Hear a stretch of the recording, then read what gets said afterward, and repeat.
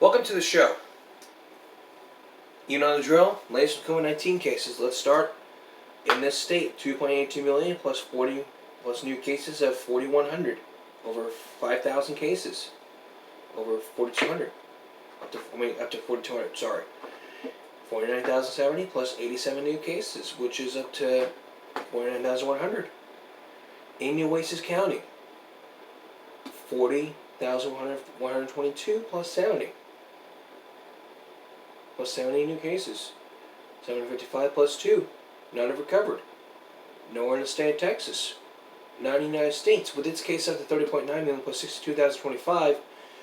907 deaths added to 159K. Which it could be up to 1 million deaths here in the United States. Worldwide, 75.4 million recovered, 2.89 million have died, and 133 million cases. Vaccinations, state of Texas, 8.5 had at least one dose, that's close to 30% fully vaccinated. 4.9 people had fully vaccinated, just 16.9% of the population. California, 13.8 million have had at least one dose. That's 35.1% of the population. 7.4 million have been fully vaccinated. That's 18.8% of the population. The daily change here. 2,200 new cases, 2,685 in the 7-day average. For California, same thing with the cases. 3.69 million. Plus 2261, 59.929 plus 86. That's going to bring up now to 60,000 deaths in California, with Los Angeles County the highest rate, 1.22 million plus 331, 23,323. That's the biggest ever here. We have to get this done. What we need to do is get this under control. And people are saying, well, yeah, we're getting it under control and all, but there are ways. First of all, every day you need to wear a mask. Whether you're in public, whether you're going grocery shopping, whether you're going to a restaurant, you need to wear a mask. Even though the governor said that Texas can be 100%, that doesn't mean masks cannot be worn. If all places may need you to wear a mask, then you need to wear a mask. There is no excuse. There is just literally no excuse for someone to go in there without a mask, unless you have a medical condition. I'll get to that in a second. Basically, if you just go in a place, if the place says that you have the option of wearing a mask, then you can take off the mask. You cannot take off the mask. If not, wear the mask. No ands or buts. Social distancing. Your school says that you can. If your school specifically states that you can go within 3 feet, then go within 3 feet. But if not, 6 feet. Don't be blocking traffic. Traffic flow should be much easier, not blocked. Should not be blocked either way.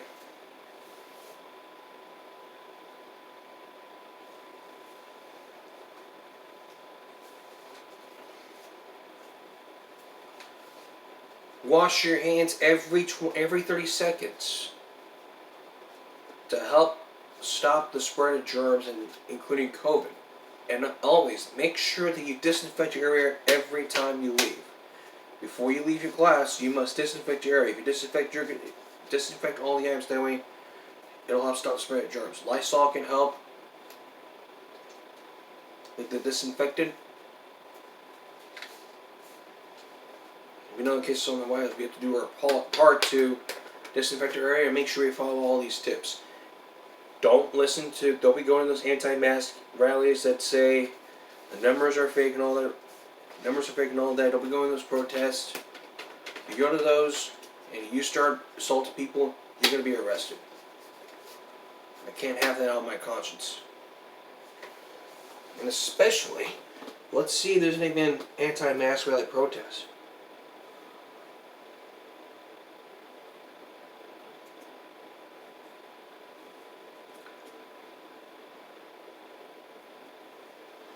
Let's see if there's if there's ever been one. There was one in Santa Fe just 2 weeks ago,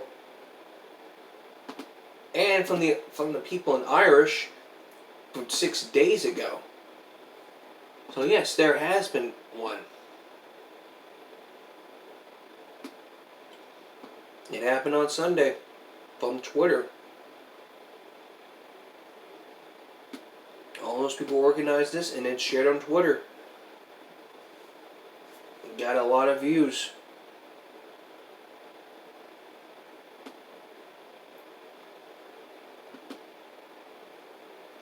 And the Santa Fe has the same thing. It happened on Saturday.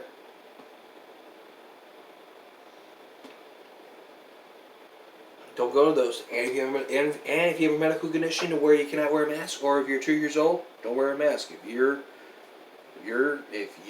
asked where's your mask and you have a medical condition, let them know. They ask to see your proof. They ask to see your medical proof. Show it to them from doctor's note.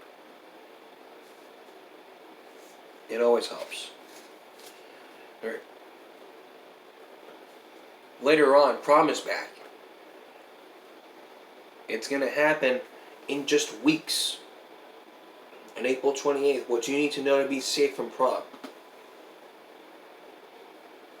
But first, we return. But first up, when we come back, the very latest on Lori Loughlin's husband. Her Easter present last weekend was her husband getting out of jail after all those months. We'll tell you since our special months ago, all about the college admissions scandal. That and more next. Now to the latest on Lori Loughlin's husband, Massimo Giannelli. He was released from a California prison, and is under home confinement following his imprisonment in a role with the college admissions bribery scheme. According to the person familiar to the matter. He was released after Lori Loughlin. They pleaded guilty last year. She pleaded guilty to paying $500,000 to get the two daughters into University of Southern California. He was released from prison. Lori was released from prison in Dublin in December after spending 2 months behind bars. Two are among the most high-profile parents charged in the scheme, which authorities say involved hefty bribes to get underversity teams into schools which rig test scores with bogus athletic credentials.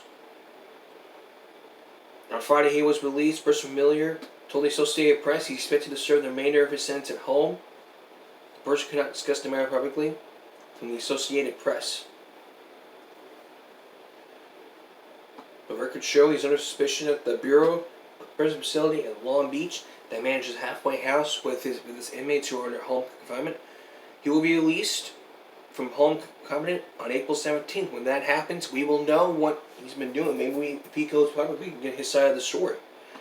And after that, Justice Department has ordered the increased use of home confinement and the expected release of eligible inmates by the Bureau of Prisons. The priority at low or medium security prisons, starting with virus hotspots. But advocates have raised concerns about racial and financial inequities in those who are granted home confinement. And in this case, with those two.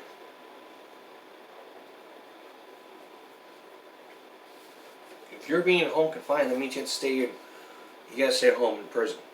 You cannot leave your house unless you have to go to work.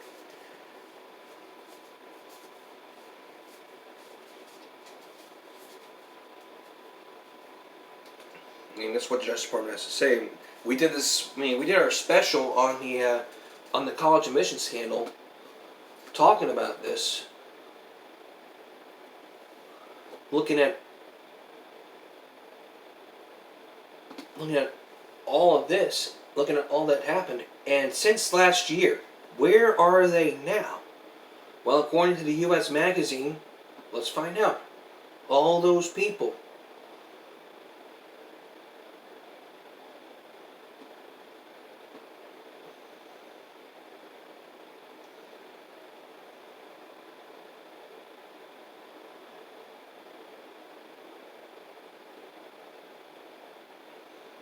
So let's look at others besides this.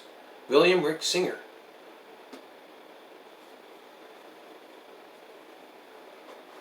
He is yet to be sentenced but faces 65 years in prison per CNN. That happened. He pleaded guilty in March of. He pleaded guilty 2 years ago with the charges. Felicity Huffman. It compelled a 14-day sentence at the Federal Correctional Institution. The actual sentence also included a $30,000 fine with suspended release and 250 hours community service. Less than 2 weeks after she returned home from prison, Huffman began her community service at the Teen Project Los Angeles. She's taking an interest into the young women from told the U.S. on November 19th.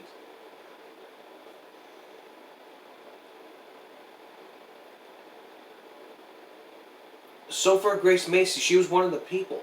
We're not going to go through the list here. She wrote after she was caught.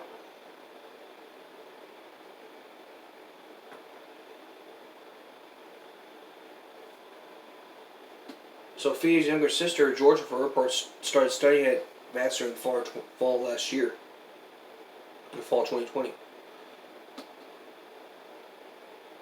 And Huffman gave insight to how her family handled the scandal in a letter to the judge.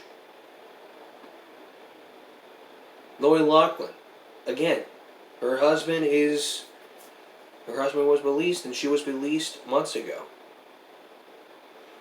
Olivia J. Gunali, a YouTuber who lost several advertisers and sponsors after the scandal broke. She no longer will be receiving her first YouTube video after the scandal, which was on December 1st. And in that first interview, she apologized and admitted the family wrongdoing and relaunched YouTube channel in January 3 months ago. Bella Vos Gunali. The day before her mom began a prison sentence, Bella started a Cliff Class music video in the song Chasing Highs. Masonio, they were released, and again, she was released. Her husband was released. Rochelle Janvis, Hot Pockets hirers who were accused of bribes of $200,000, joining House Community Service, $250,000 fine. That's how it was. Gordon S. New charges happened October 29th, including conspiracy to commit mail and wire fraud. And honest service for mail and wire fraud. Donna Heno, a former associate, pleaded not guilty. Allie Crossan, she was the head of the women's coach. He pleaded guilty to 1 count of conspiracy. She pleaded guilty. Laura Jenke, she pleaded not guilty to a single count of conspiracy. John Vinnick, he pleaded not guilty to racketeering charges. The attorney out of the case ignores the parent's ability, something like that. Jorge Listo, he pleaded not guilty to racketeering charges, along with that's probably what the scandal. William Ferguson, the first women's volleyball coach, resigned after he pleaded not guilty to conspiracy to commit racketeering charges. Michael Senick, he pleaded guilty to conspiracy to commit wire fraud. Rudy Meredith, he was to be sentenced June 29th, but his hearing was delayed. He pleaded guilty to fraud and conspiracy. He was sentenced to 1 day in prison in June 2019. He pleaded guilty.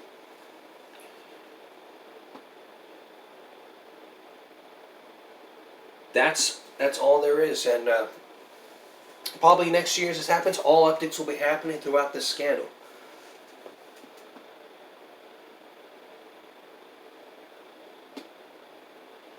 And if you want to listen to that podcast, we'll put the link in the description below, so that you can listen to,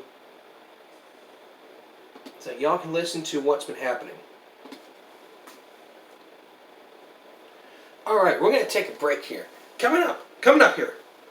Have you ever wanted to take your STAR test?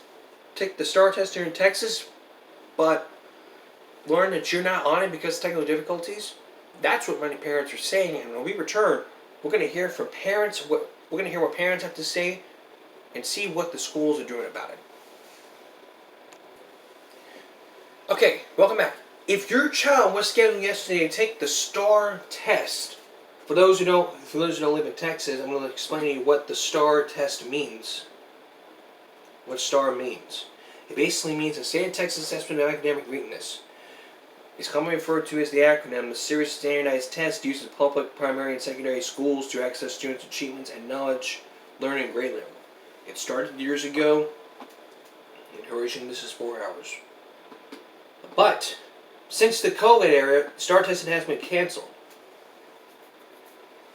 And just yesterday, there were thousands of students across the state and the coastal bend who found themselves unable to take the test on the first day of testing. It was said to be a result of widespread technical issues.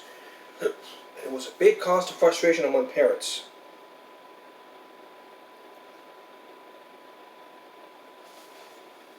One parent who had a mother of 4, said the school may not take the STAR test until she received a text message from her daughter.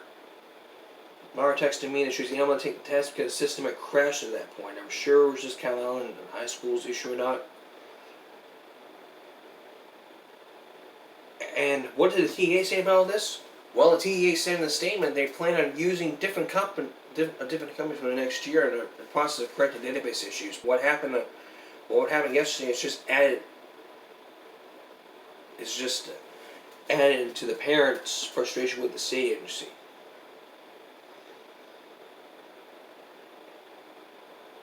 So if you have issues, I mean, there were lots of people who had issues. I mean, Flower Bluff said in their Facebook,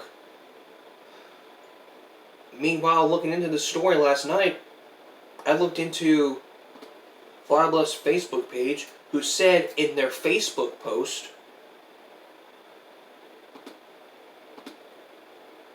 who said, today Flower Bluff High School were taking part in the state mandated STAR test for 4th grade, writing and a course exam, English 1, approximately 10 minutes after testing instruction began. The district was notified by the Texas Education Agency that there was an issue with the STAR online testing platform,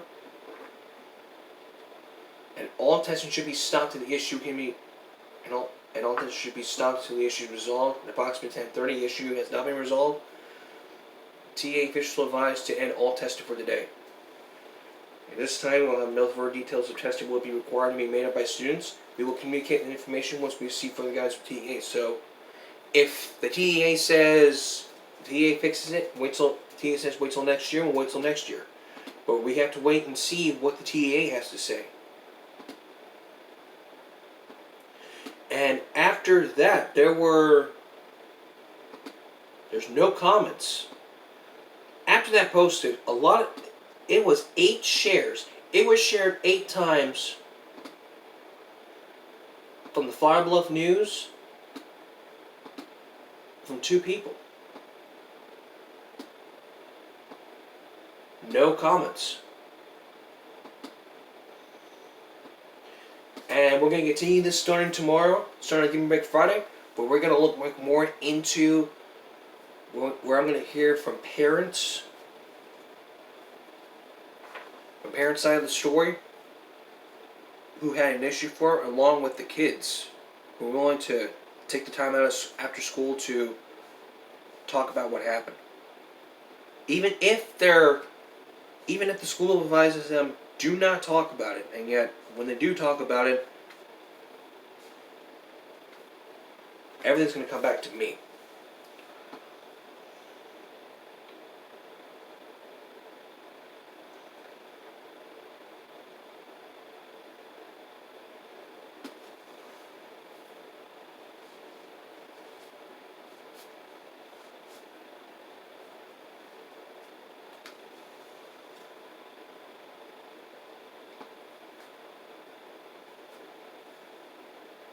As you guys know, it is Assistant Principals Day. It's Assistant Principals Week, and shout out to all the Assistant Principals. Thank you for your leadership and honor pride. Jessica Familia from ACC, from Primary. Jessica Gutierrez, Dr. Patricia Tensionera from Elementary. Victoria Bernardo Christian, Janae Hoover. Intermediate, Melissa Taylor, Randy Hutchinson. Junior High, April Heseltine. Kelly Boswell. High school, Raymond Garza, and one of my great fans everywhere I've known for a long time, Dale Smith. Congratulations to you all for being great assistant principals, and I would hope to have your reactions on my show coming up. Probably, I don't know. We'll see what happens.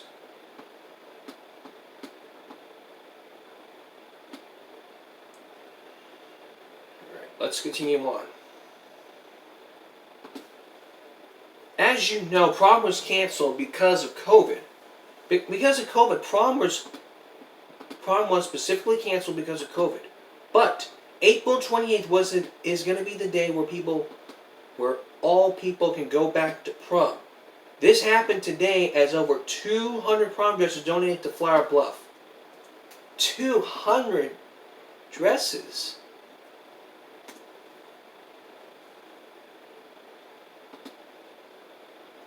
This comes after a project provides prom dresses to those who might not be able to afford the expense. I mean, they're spending like over $200, $300, $400, like $500. But we'll get to that and we'll get to prom dress controversy in just a second. But Hannah Hooper's dream of creating a Cinderella closet became a reality. Junior year, but her senior year. But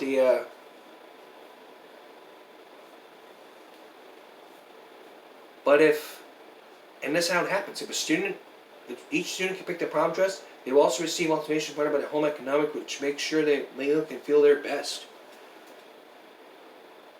I mean, Cinderella's Closet is a great program. And once the local dry cleaning business, Perilous Cleaners, heard about this, they offer free dry cleaning for the gowns. Prom is set for April 24th.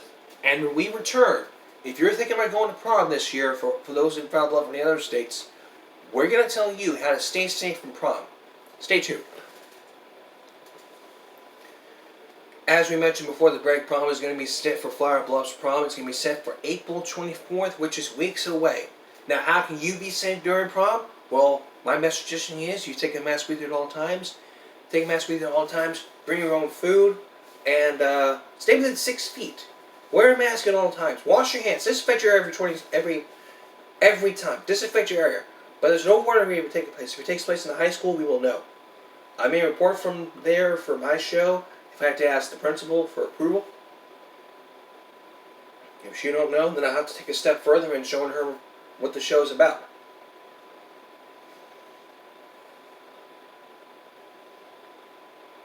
If your child's medical condition, then they have to let them know beforehand. But masks are required, social distancing is required when dancing, and all that kind of stuff. And make sure that you bring disinfectant wipes at all times, and just put them in your suit pocket. It's not, and this prom controversy isn't over yet. With prom happening in Flower Bluff, here in the Bluff, weeks away. Tomorrow on this broadcast, what we're going to do is go over the prom controversy. That's tomorrow. Even though it's supposed to be Friday, but I'm going to do it. It's not going to be on it's not going to be on Thursday and Friday. So with that, that's all. This is Give Me a Break Wednesday. We'll see you again. See you again tomorrow for Give Me a Break Thursday, with the latest prom controversy and only the prom controversy. Until next time, everyone, take care of yourself and each other. Good night.